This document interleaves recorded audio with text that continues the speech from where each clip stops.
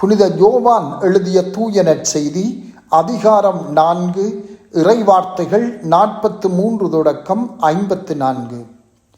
அக்காலத்தில் இயேசு சமாரியாவில் இருந்து கலிலேயாவுக்கு சென்றார்.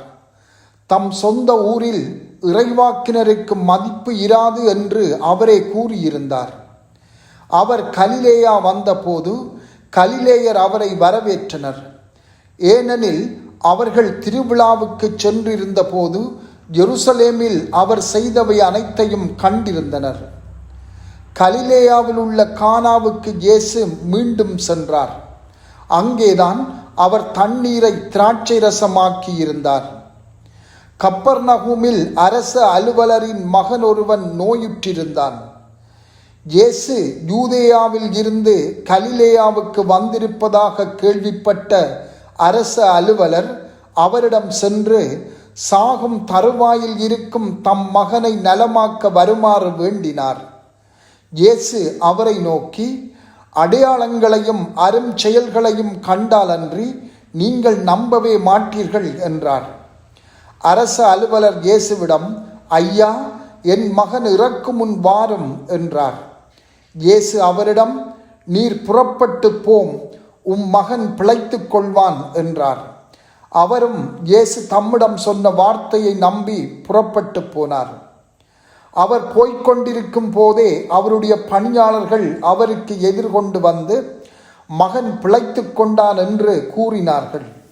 எத்தனை மணிக்கு நோய் நீங்கியது என்று அவர் அவர்களிடம் வினவ, அவர்கள் நேற்று பிற்பகல் 1 மணிக்கு காய்ச்சல் நீங்கியது என்றார்கள். மகன் பிழைத்து கொள்வான் என்று இயேசு அந்நேரத்தில் தான் கூறினார் என்பதை அவன் தந்தை நினைவு கூர்ந்தார்.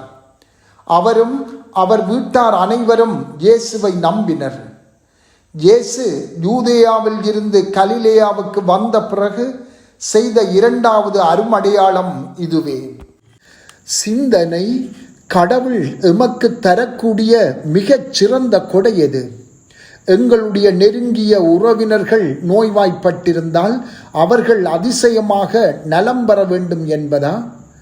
அல்லது நிதி பிரச்சனையில் சிக்கப்பட்டிருக்கும் போது நாங்கள் எதிர்பாராத விதமாய் நிதி சார்ந்த உதவிகள் கிடைக்க வேண்டும் என்பதா? அல்லது நாம் யாராவது நாள்பட்ட ஒரு நோயால் வருந்தினால் அதில் இருந்து குணமடைய வேண்டும் என்பதுதான் எமது செபமாக இருக்குமா?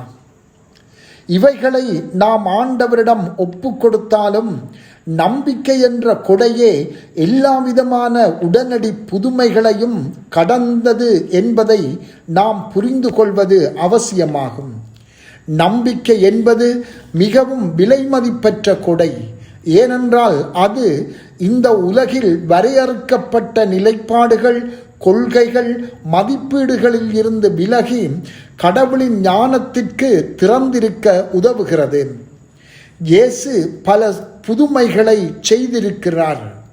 ஆனாலும் அடையாளங்கள், அற்புதங்கள் மீது மக்கள் கொண்டிருந்த நம்பிக்கையை அவர் தொடர்ந்து சவாலுக்கு உட்படுத்தியே வந்திருக்கின்றார்.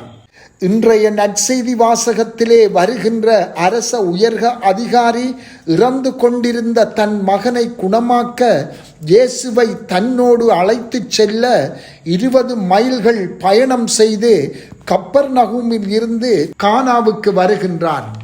இந்த நீண்ட பயணம் அவர் இயேசுவில் கொண்டிருந்த நம்பிக்கையை வெளிப்படுத்தினாலும் அது முழுமையான நம்பிக்கை என்று கொள்ள முடியாது. ஏனென்றால் அவர் இயேசுவே தன்னோடு தன்னுடைய வீட்டுக்கு வந்து மகனை குணப்படுத்த வேண்டும் என்பதே அவரது எதிர்பார்ப்பாக இருந்தது. ஆனால் இயேசு தூரத்தில் இருந்தே அந்த மகனை குணமாக்கி அந்த அதிகாரியையும் மக்களையும் சவாலுக்கு உட்படுத்துகின்றார். அடையாளங்களையும் அரும் செயல்களையும் கண்டதால் அன்றி நீங்கள் நம்பவே மாட்டீர்கள் என்று இயேசு கூறுகின்றார். இயேசு விரும்புகின்ற நம்பிக்கை அவருடைய வார்த்தையில் கொள்ள வேண்டிய நம்பிக்கையே. இதைவிட வெளி அடையாளங்களில் நாம் கொள்ளுவது உண்மையான நம்பிக்கையாக இருக்காது. நாம் எமது தேவைகளை அடுக்கிக் கொண்டு போய் அவரிடம் மன்றாடும் போது அவர் தமது இரக்கத்தின் நிமித்தம் அவற்றை கேட்பார். அவற்றுள் சிலவற்றை அருளுகின்றார், சிலவற்றை அருள்வதில்லை. ஆனால் இத்தகைய செபங்கள் மிகச்சிறந்த செபங்கள் அல்ல என்பதை நாம் தெரிந்து கொள்ள வேண்டுமென்று ஆண்டவர் விரும்புகிறார். எங்கள் நோய் நொடிகள், குடும்ப பிரச்சனைகள், நிதி பிரச்சனைகளை ஆண்டவர் அறிவார். மிகச்சிறந்த செபம் எனப்படுவது ஆண்டவரை ஆராதிப்பதும் அவரில் நம்பிக்கை கொண்டிருப்பதுமே ஆகும். இது முடிவை எதிர்பாராமல் எம்மை முழுமையாக ஆண்டவரிடம் சரணடையச் செய்யும். இது எமது ஞானத்தை விட கடவுளின் ஞானத்தையே அதிகம் விரும்பும். எமது சுமைகளை இறக்கி வைத்துவிட்டு அவரது அன்பின் பாதுகாப்பில் நாம் இளைப்பாற எம்மை இட்டுச் செல்லும். அரச அதிகாரி இயேசுவின் வார்த்தைகளை நம்பிய போது இயேசு தன்னோடு வர வேண்டும் என்ற தேவை இல்லாமலே அவரின் நம்பிக்கை வளர்கின்றது. உனது மகன் பிழைத்துக் கொள்வான் என்று இயேசு சொன்ன நேரத்திலேயே மகன் குணமடைந்தான் என்பதை அவர் அறிந்தபோது இது புலனாகிறது. அந்த அதிகாரியின் நம்பிக்கை மேலும் ஆளப்பட அவருடைய வீட்டார் அனைவரும் இயேசுவில் நம்பிக்கை கொள்கின்றனர். நம்பிக்கையில் வேரூன்றுகின்ற போது அது எவ்வாறு வளர்ந்து மற்றவர்களுக்கு பரவுகின்றது என்பதை இந்த நிகழ்வு காட்டுகின்றது. இவரது நம்பிக்கை வளர்ச்சி அடைந்திராவிடில் இன்னொரு பிரச்சனையை இவர் எதிர்கொள்ளும் போது அங்கு புதுமைகள் எதுவும் நடக்காவிடில் அவர் தன் நம்பிக்கையை இழந்து விடுவார். உண்மையான நம்பிக்கை புதுமைகள் நடந்தால் என்ன, நடக்காவிட்டால் என்ன, எப்போதும் கடவுளின் விருப்பத்தை நிறைவேற்றுவதிலேயே ஊன்றியிருக்கும். இது எங்களுக்கும் பொருந்தும். ஆண்டவர் எமது மன்றாட்டுக்கு பதில் அளிப்பதில் எமது நம்பிக்கை தங்கியிருக்கக்கூடாது. எமது பிரச்சனைகளில், நோய் நொடிகளில் ஆண்டவர் உடனடியான பதிலை அளித்தால் என்ன, அளிக்காவிட்டால் என்ன, நாம் நம்பிக்கையில் ஒருபோதும் தளரக்கூடாது. செபம். ஆண்டவரே, எப்போதும் உம்மை ஆராதிக்கவும் உம்மிலே தளராத நம்பிக்கை கொண்டிருக்கவும் எங்களுக்கு அருள்தாரும். ஆமென்.